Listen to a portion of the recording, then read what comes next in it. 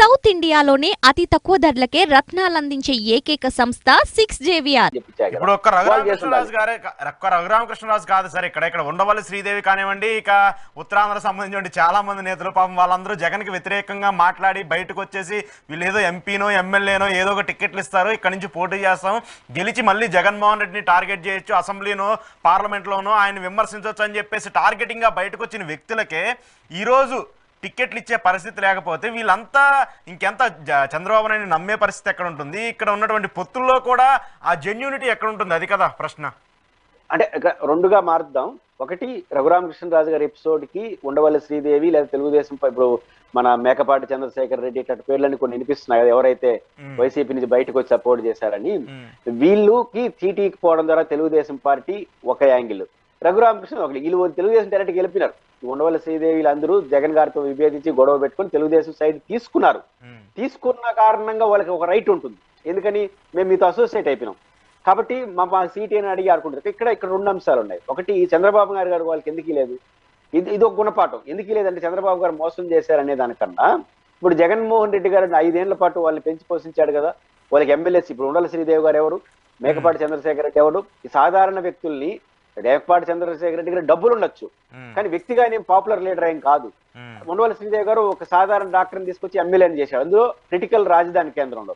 అలాంటి వ్యక్తిని 5 ఏళ్ల పాటు దగ్గరగా తీసుకొని ఎమ్మెల్యేని గెలిపిస్తే సీట్ ఇవ్వరని ఒక కారణంతో ఆయన ఎట్లా పడితే అటు తిడతా పార్టీ ఫిరాయించి తెలుగుదేశం పార్టీకి వచ్చేసిన ఉండవల్లి శ్రీదేవి గారి పట్ల చంద్రబాబు నాయుడు గారికి ఒక అంచనా ఉండదా?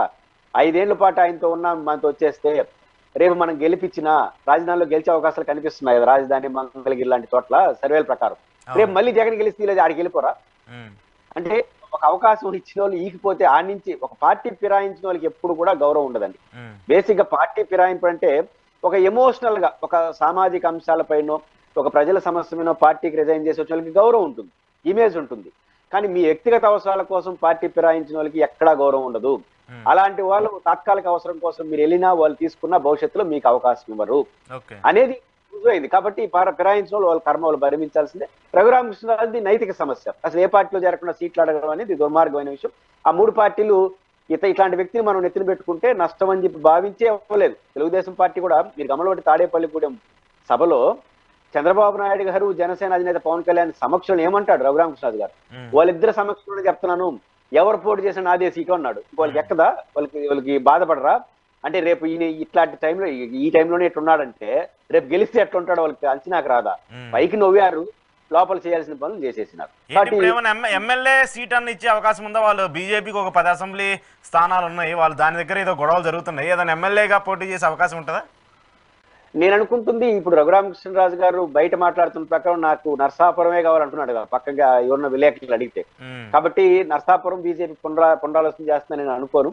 ఇంకా తెలుగుదేశం పార్టీకి కొంచెం ఇబ్బందిగా ఉంది, ఎందుకంటే ఆ పార్టీ శ్రేణులే వ్యతిరేకిస్తున్నారు.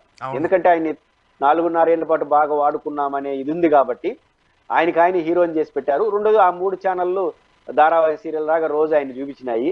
కాబట్టి ఇప్పుడు ఆయన తీకిపోతే ఒక బ్యాడ్ సిగ్నల్ వెళ్ళిపోతుంది, వాడుకొని వదిలేశారని మ్యాడ్ సిగ్నల్ వెళ్తుంది. కాబట్టి అది కొంత నష్టం. కాబట్టి ఎక్కడో ఒక చోట అడ్జస్ట్ చేసే ప్రయత్నం తెలుగుదేశం చేయాల్సి వస్తుందేమో. కాబట్టి అడ్జస్ట్మెంట్ చేయాల్సిన ఆవశ్యకత, ఇబ్బంది తెలుగుదేశానికి తప్ప ఇంకెవరికి లేదు. బీజేపీ ఎంటుందని నేనైతే అనుకోను. ఓకే సార్, ఇక్కడ ఒకటి క్లియర్ గా మనకు అర్థమవుతుంది ఏంటంటే ఈ పొత్తులకు సంబంధించి మీరు ఇందాక కూడా చెప్తూ వచ్చారు చంద్రబాబు నాయుడు అక్కడికి వెళ్ళారని చెప్పేసి. నిన్న కుప్పానికి సంబంధించి చంద్రబాబు నాయుడు గారు కొన్ని వివాదాస్పద వ్యాఖ్యలు చేశారు, దానికి బీజేపీ నేతలు కూడా కౌంటర్ ఇస్తూ వచ్చారు. అంటే నేను బీజేపీ దగ్గరకు వెళ్ళలేదు, బీజేపీ వాళ్ళే నా దగ్గరకు వచ్చారు, బీజేపీ వాళ్ళే పొత్తుల కోసం మన దగ్గరకు వచ్చారు, ఎందుకంటే ఇక్కడ మనం బలంగా ఉన్నాము, మనం నెక్స్ట్ అధికారంలోకి రాబోతున్నాం కాబట్టి వాళ్ళు మన దగ్గరకు వచ్చారని ఒకటి పాయింట్ రైజ్ చేస్తున్నారు.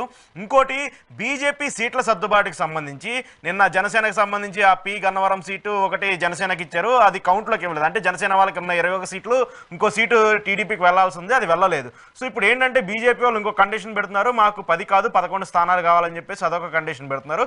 అందులో కూడా ఇచ్చినటువంటి 10 స్థానాల్లో కూడా చేంజ్ చేయాలి, మాకు అనుకూలంగా ఉన్నటువంటి కొన్ని స్థానాలు ఇవ్వాలి, ఎందుకంటే మీరు ఇచ్చిన సీట్లన్నీ ఓడిపోయే సీట్లు ఇచ్చారని చెప్పేసి ఇటు పురంధేశ్వరి గారు కండిషన్స్ పెడుతున్నారు. సో ఈ రెండింటిని ఎలా చూస్తారు? సీట్లు ఏమన్నా చేంజ్ చేసే అవకాశం ఉంటుందా?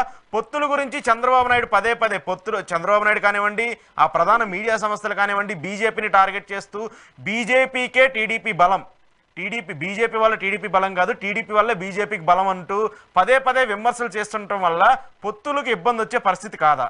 ఏం చెప్తారు వీటికి? అంటే ఇష్టం లేని సంసారం ఎట్లా ఉంటుందో అట్లే ఉంటుంది. ఇప్పుడు బీజేపీకి పెద్ద ఇష్టమైన పొత్తు పెట్టుకున్నట్టు మన కనపల్లా.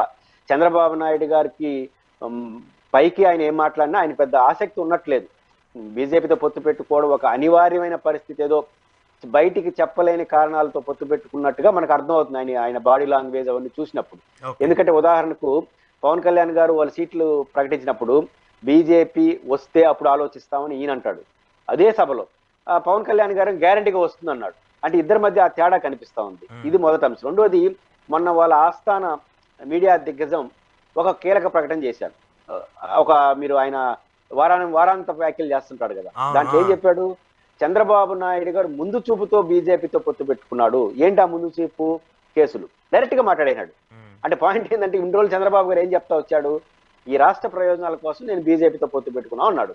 ఇప్పుడు సాక్షినో ఇంకొకరో మీరు రాస్తే న్యూట్రల్ ఛానల్ గా అనుకోవచ్చు, కానీ వాళ్ళకి ఆస్థాన ఛానల్ గా భావించే ఛానల్లే వారాంత పలుకుల్లో ఏం మాట్లాడారు? స్పష్టంగా ముందు జాగ్రత్తగా తెలుసుకున్నాడు. ఇప్పుడు మమతా బెనర్జీ అవన్నీ లేస్తూ బీజేపీ వాళ్ళు చాలా అటాకింగ్ మోడ్ లో వెళ్తున్నారు, ఎందుకన్నా మంచిదని జాగ్రత్త పడిపోయి బీజేపీతో కలిసిపోయినాడు.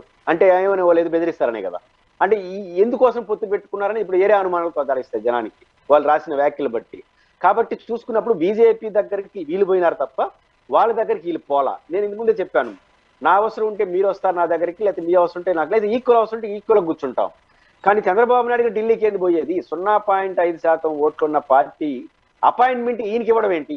నా పాయింట్ ఏంటంటే, నో డౌట్ వాళ్ళు ఎవరు చెప్పినా తెలుగుదేశం పార్టీ బీజేపీకి అసెప్ట్ అవుతుంది ఆంధ్రప్రదేశ్ వరకు. ఎందుకంటే వీళ్ళు 40% ఓట్లు, వాళ్ళు 0.1 బిలో 1% ఓట్లు. బిలో 1% ఉన్న ఓట్లు పొత్తు కోసం 40% ఉన్న పార్టీకి అపాయింట్మెంట్ ఇవ్వడం ఏంటి? దానికోసం వీళ్ళు వెయిట్ చేయడం ఏంటి? పవన్ కళ్యాణ్కి 6% ఉంది, వీళ్ళిద్దరు కలిసి 46% ఉన్న ఇద్దరు 0.56% ఉన్న పార్టీ అపాయింట్మెంట్ కోసం వెయిట్ చేశారంటేనే ఎవరి కోసం ఎవరు వెళ్ళారు? దట్టు అమిత్ షా గారు ఒక ప్రకటన చేశారు. భారత్ టీవీతో ఒక ఛానల్లో కూర్చొని ఈ కేసు మీ మీద దేశద్రోహం అన్నారు, క్రిమినల్ అన్నారు.